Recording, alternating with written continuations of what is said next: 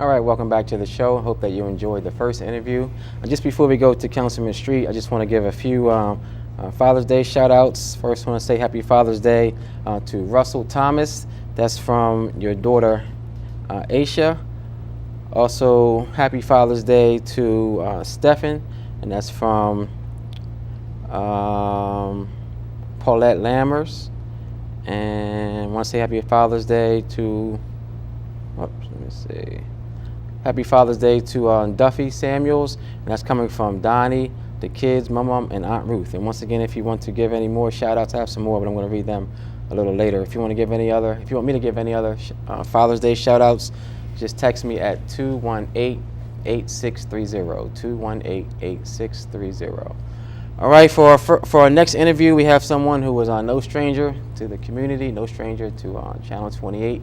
He's probably one of the only guys who, if he has a fight, I'm with him, no questions asked. I don't even need to know what he's fighting about, because he just has a history and a track record of always doing the right thing for our children and for the parents in school. So, Councilman Jay Street, what's going on, buddy?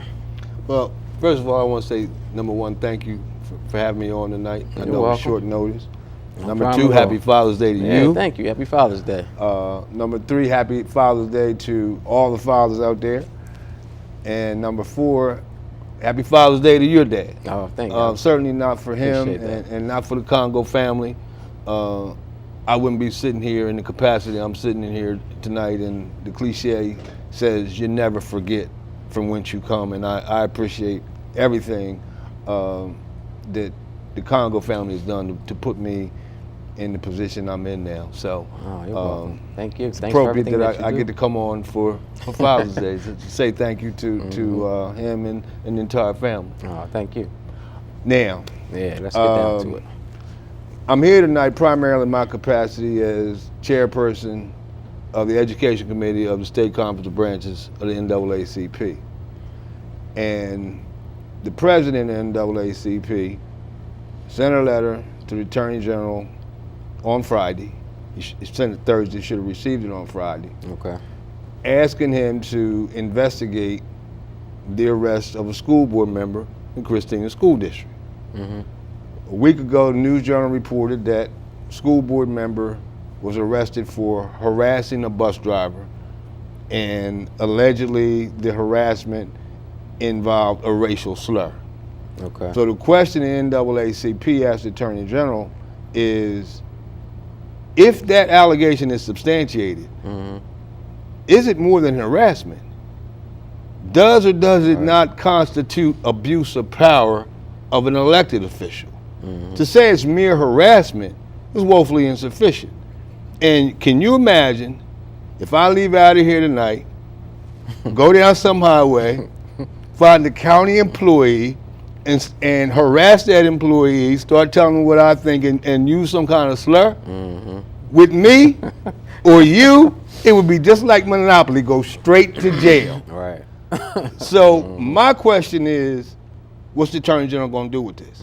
Okay, and I'm concerned because the Attorney General, somebody in the Attorney General's office had to make a decision as to what charge was going to be filed. This is an elected official, okay? This is an elected official, the same elected official a year and 2 months ago when I sent a letter to the school district accusing them of engaging in educational weapons of mass destruction, said, oh no, we have to hire the police to make sure when he comes to the meeting we're all safe because, he sent this letter out and we don't know what's going to happen. And this is the kind of person you're dealing with.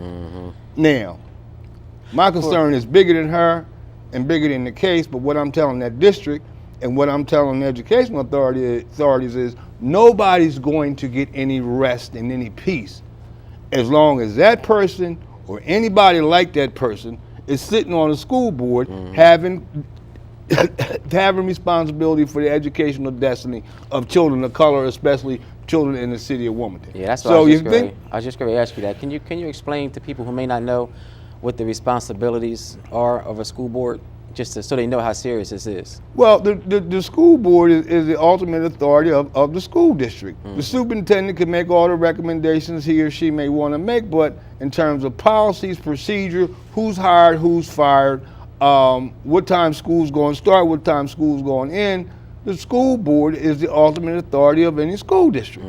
So to me, this is a major situation, and it's ongoing, and it's to the point where Christina School District is out of control, primarily through its board members, and this board member in particular has a history of being engaged and confrontational with me and others, which is of no moment.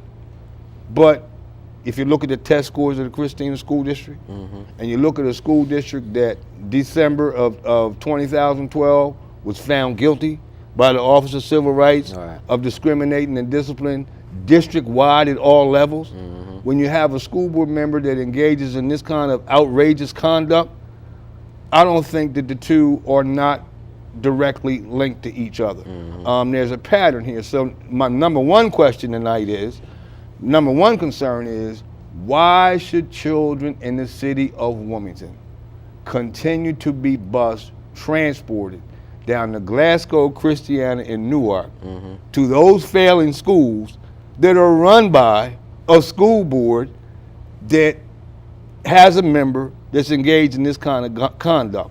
What's the benefit and are they going to continue to fail? So that's problem number one. What would your what would a solution be to that if they're not? Well, if they're not bust? I'm coming to that because we've been sitting on this now for 14 years, and several years ago I sat right in the governor's office with the Delaware Black Caucus, and I said to the governor, separate and apart from Race to the Top, the state of Delaware is going to spend some money on the education of these disenfranchised children. You're either going to spend it in a weighted funding formula, which means you put additional resources, additional money in those high poverty segregated schools that have been created.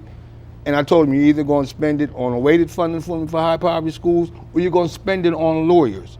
Doesn't make me any difference. And his response was, well, I hope it doesn't get to that. And I'm saying right now, no, we're there. It's gotten to that because the race to the top now appears to be a run to the bottom. That money's going away. And the children are no better off educationally. Performance scores are no better. And then you've got Colonial. And folks need to understand that the kids that live in Riverside ride past Stubbs, ride past Bancroft, ride past Palmer to go to Eisenberg and McCullough, which have among the lowest test scores in the state. And what you're doing is you're taking a very low income area of the city and mixing it with a very low income area of the county and failing schools that were deliberately and intentionally, in my view, maliciously created under the Neighborhood School Act. That needs to stop. We said it beginning in January 2001. We said it again in January 2008 that the city needs to be in one, no more than 2 school districts, and you need additional resources for these high poverty segregated schools. End of the day, I'm sitting here tonight because I'm going after the money. It's all about money and resources. You've got to have smaller classroom sizes. You have to create opportunities for year-round schools, extended days, extended school weeks. You've got to have training and educational activities in the schools for parents, just as the last person said that was on the show. And you've got to have mental health and social services in the schools if you want each child to be made whole. The only way you accomplish that is called money. We're at the point now, we're coming after the money. How can I'll just talk about the two of us briefly, then we'll go to the general public. How can we as elected officials help you go after the money? The fact of the matter is, I'm not sitting here just talking to be talking. As you're aware, Mayor Williams started a youth task force. That task force, members of it are now working in partnership with some members of City Council. We're going to present an educational plan for the city of Wilmington. And I'm telling you now, it's going to cost money. And my message to the administration is, this is going to happen. Right.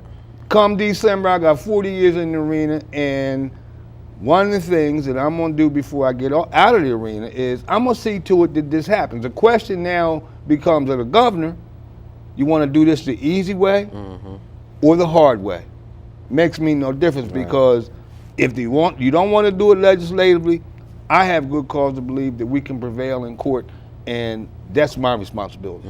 Quite frankly, that's why when Mouse offered me the education committee, I said I would take that, because the NAACP has an automatic entree in the court and school desegregation litigation, and there are precedents across the country in terms of successful litigation that's been brought in terms of funding equalization, and as we speak, I just talked about Colonial.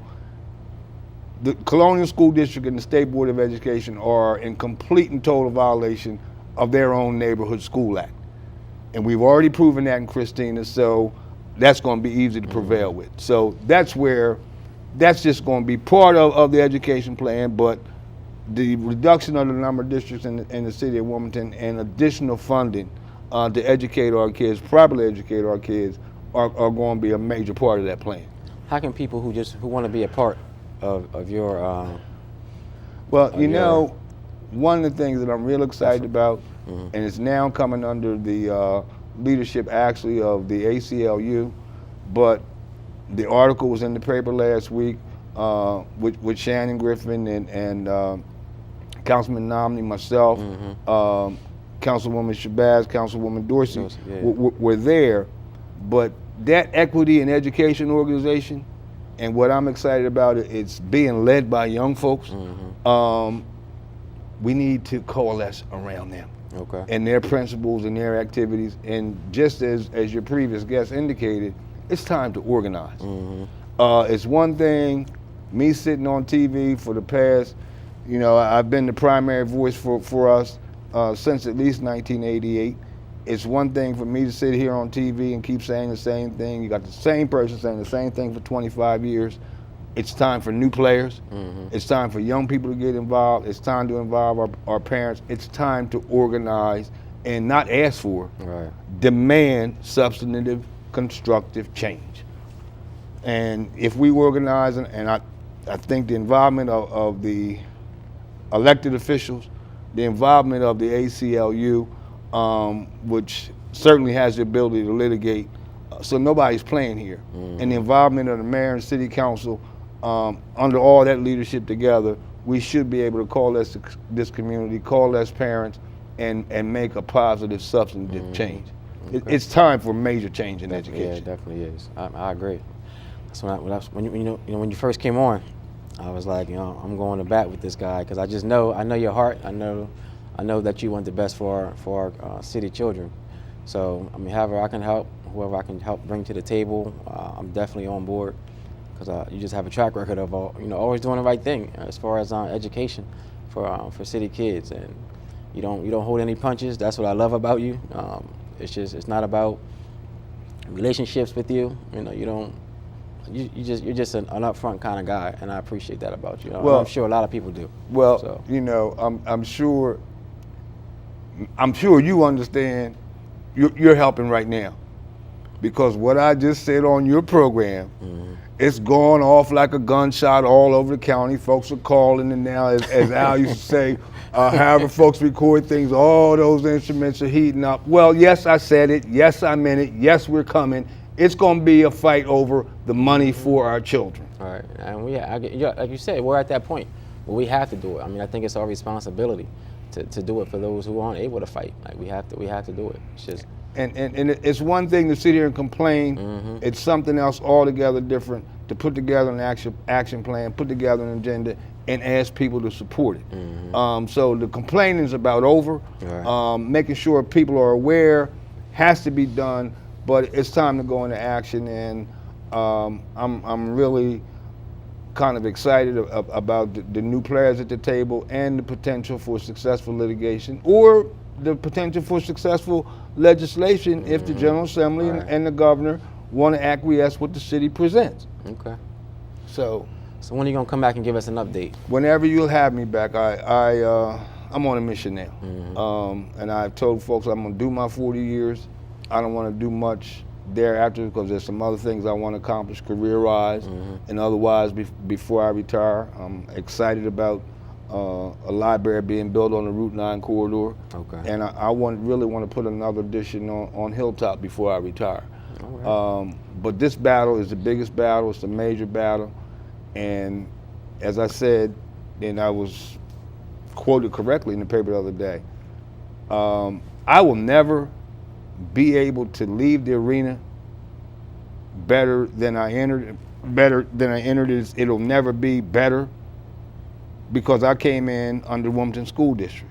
Okay. So I will never see it better than it was originally, but I am bent and determined to see to it that we make some progress with fairness and we make some extraordinary, maybe unprecedented progress with funding. Because at the end of the day, it's all about appropriate resources, and we don't have those appropriate resources. And it's as old as Brown. Right. Brown was crystal clear saying separate but equal is inherently unequal, and it's inherently unequal and unfair for somebody to continue to think that you can appropriately educate these children in these high poverty, resegregated schools with the same resources that you educate everybody else with. It's not happening. It's a total failure. The state bragged about the obtaining $100 million on the race to the top, and I'm gonna say it again. As well intended as it was, for the most part, the race to the top's been a continued run to the bottom. All right. So how about once a month? You That's come fine on with me. That's good. That's fine with me. Yes, All sir. right, so I'm happy to come and do that. And you know, I'm going on the battlefield, Okay. and I know others are going on the battlefield, and nobody's playing here. Okay. All right. Well, yeah, I'm on board. So Yes, sir. count me in. I appreciate, like I said, I appreciate what you do. We're gonna take a quick break, so maybe people can stop by your job. And, Don't and, you start. Don't you start. Call Councilman Congo's office. The number he just gave you to text folks. Make sure you call him and tell him you want to sign up. Somehow I'm gonna get your contact information and flood it so people can be on board with you. But I'm looking forward to these conversations every month, and hopefully one day my dad will be here so you guys can kind of be on Sammy's corner and bounce some ideas off of each other. Look forward to it. I really do. Okay. Okay. All right. And I thank you for that too. Thank you again for all you do. Yes, sir. Thank you. All right. We're going to take a quick break. I'm going to try to find out some of Mr. Street's contact information so I can put it on the screen, and we'll be right back with Reverend Sylvester Beeman. All right. Welcome back. Just before we go to Pastor Beeman, just want to say happy Father's Day to Kevin and Junior Thomas from everyone in your family. Welcome to the show, Pastor. Good to see you again, Trippy. Yeah, you too, buddy. So what's going on? Well, just want to come in and share with you and your audience a couple of things that IMAC is doing, as well as Martin Moyer. On June the 28th, the last Saturday of the month, in Spencer Plaza at 1 o'clock, IMAC will be in partnership with several other organizations in the city to put together a fatherhood anti-violence rally. On yesterday, the National Black Caucus of local elected officials sponsored a anti-violence rally throughout the nation in various cities, bringing men to city halls to talk about ending the violence in the urban community. It is, as Wilmington knows, getting out of hand. And some of us who, like yourself, elected officials and faith leaders, simply believe that enough is enough. And I was just thinking earlier today and challenging myself as well as my colleagues that we need to move beyond the stained glass windows and the safety of our sanctuaries. And we need to rally, to get on the streets, to build relationships and partnerships with people in the community and say we got to stop the violence. I can speak seriously for my own family. In the last 3 years, we have experienced, the Beeman family has experienced 3 horrific murders. One, a nephew, he's really a cousin, but he's so much younger than me, he called me uncle, was gunned down, shot 15 times. The young man who murdered him was arrested while registering for his senior class at a university in Western New York. The very next summer, we had another nephew was beaten to death and stabbed, and so horrifically beaten that we could not have an open casket. And then this past Christmas Eve, my nephew, who is my namesake, was shot down and gunned in Albany, New York, and was hit 9 times. They just arrested and arraigned the individual who did that murder. So I have sisters and cousins who have lost loved ones, and so I know the pain. And so we're trying to do this rally to bring as many fathers as we can to Spencer Plaza on the 28th at 1 o'clock. And we're working with other churches, fraternities, sororities. I talked with Sean Allen extensively the last 2 days. We're trying to get some of the mothers who have lost their sons to violence to come and be at that rally to speak. We want to hear from them and make this pledge and vow that we're going to mentor our sons and try to make this a safe summer. Okay. How can people get in contact with you, Rev? They can get in contact with me through the church, 302-658-1676, and through IMAC on our webpage. And I'm hoping that we can come back next week and bring some more people with us to talk more about it so that we can build up some of the momentum. I've been doing some traveling and as a result have been away from the city. But I am intentionally slowing down the travel so that I, as president of IMAC and a member of Martin Moyer, could begin to interface with politicians and community activists like yourself, like J Street and others, to find a way. Lamont X, I've been talking with him, and we got a bunch of pastors who are part of IMAC that we're going to put our fathers in that plaza. Okay. Maybe you can try to, maybe we can try to encourage fathers who do come to maybe bring an at-risk youth with them. That would be fantastic. So they can be a part of the whole movement also. Yeah, and we're going to be sending out a lot of information via the internet this week as well. But that is a great suggestion. Oh, you said you want to come back next Sunday to if you have me. Of course, man. If you have me, and I'll bring some of the other partners. Okay. I've been away all week, so I wasn't able to make those connections. But by telephone we have. But we will love to come back next week to give you an update and further information about this. Also, this is not just for fathers. The fathers will sign the pledge, and we have a pledge that was created by the National Black Caucus of local elected officials. And Hanifa Shabazz, I need to say, Hanifa has been working with me for several months on this, and I've made a promise to her that we would, with the help of IMAC, we would make this happen. But she is also a very key factor in this. We're looking, the United Way, AstraZeneca, some other entities are partnering with us, and so we'll make it happen. Okay. And can you just give us a quick recap of when and where and the contact Again, information? it is a fatherhood anti-violence rally at Spencer Plaza on the 28th of June at 1 p.m. And we're going to be there from about 1 to say 2:15. And we're going to have the mothers and fathers who have lost sons and daughters to violence to speak. And then the fathers there will sign this pledge to make 2014 a safe summer in Wilmington, Delaware. Okay. All right. We thank you for coming on, and we'll see you and your other members next Sunday, right? Right. Okay. All right. Did you want to talk about anything else, or that was? Yes.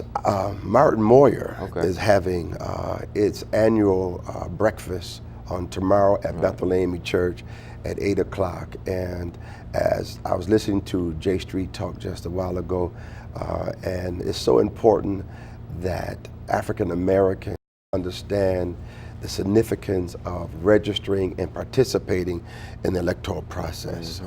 We have a major election coming up, and I don't think we're talking enough about it. And if we're not careful, we're going to sleep it, and key people that we want to represent us will not be able to do so. And for the breakfast tomorrow, you said it's at 8. When is 8 it? o'clock. Where is it? It's at Bethel AME Church Okay. at 8 o'clock in the Anna B. Holland Fellowship Hall. Is there a fee associated with it? How much I don't is it? believe so. Okay. I don't believe so. But we are raising money, and we're okay. asking people who come to come prepared to make a donation. Okay. I'm gonna write a check for $100 at least if my wife will allow me. All right, and I'm gonna do the same if my wife will allow me. Okay. All right. All right. All right. Thank you, Pastor. Okay, we man. appreciate that. Thank you. We'll see you next Sunday. All right. Okay. All right. We're gonna take a quick break, and we'll be right back with our funeral announcements. Okay. Welcome back. At this time, we're going to have our funeral announcements. First, we have Miss Ann West Clark, age 84, departed this life June the 8th. Her services were held on Thursday at the Bohemian Manor Cemetery in Chesapeake City, Maryland. Mr. Wayne L. Derrick, age 74, departed this life June the 9th. His services were held today at the Congo Funeral Home on 24th and Market Street, and his burial is private. Mr. Richard Calvin Anderson, age 60, departed this life on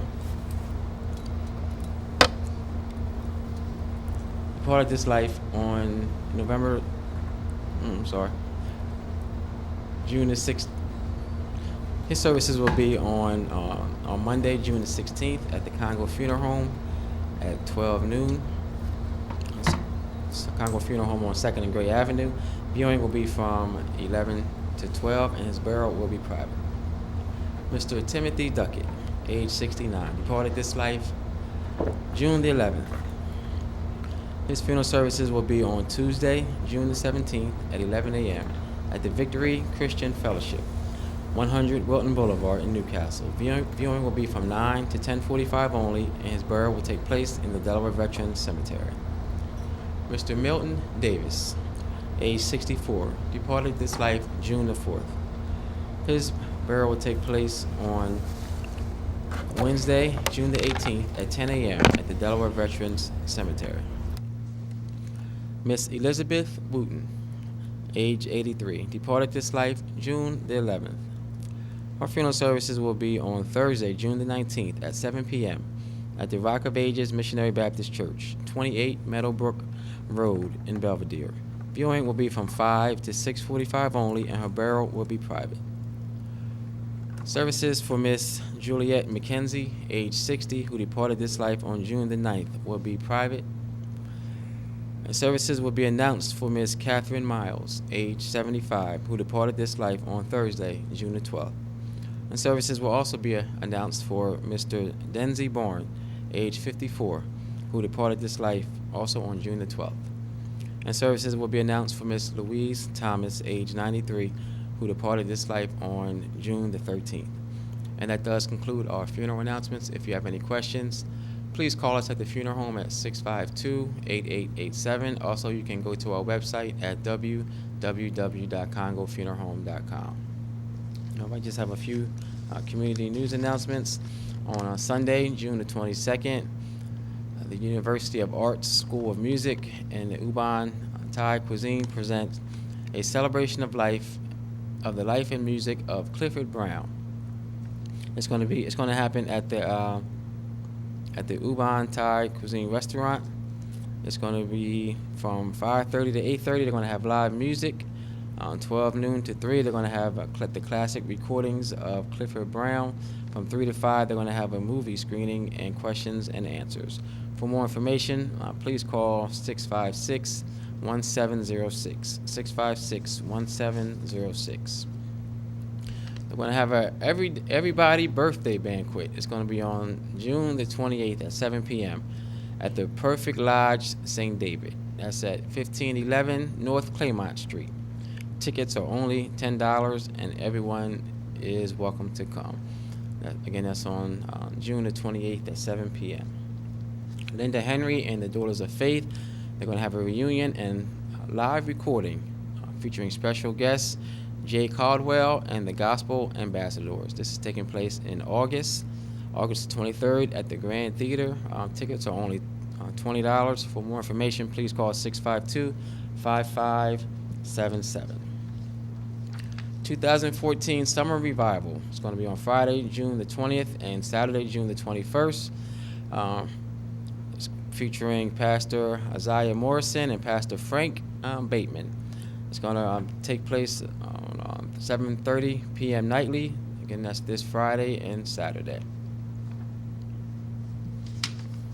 All right, let me see what else we have here. It's not till July. Pastor Kerry and Linda Rosa will be celebrating their 9th anniversary on Sunday, June the 22nd. 8 a.m. and 11 a.m. services. So that's going to take place at the Ezon Fair Baptist Church, and they're going to have a luncheon in the Sammy Congo Fellowship Hall. It's only $20 per person. That includes special tributes and a whole lot of fun. And that does conclude all of our funeral announcements. If you have any questions, please call us at the office at 652-8887. Thank you so much for watching. Please stay tuned for Community Crossfire. And if you ever want to be a part of the show, please call Wayna at 521-7325. 521-7325. God willing, we'll see you next Sunday.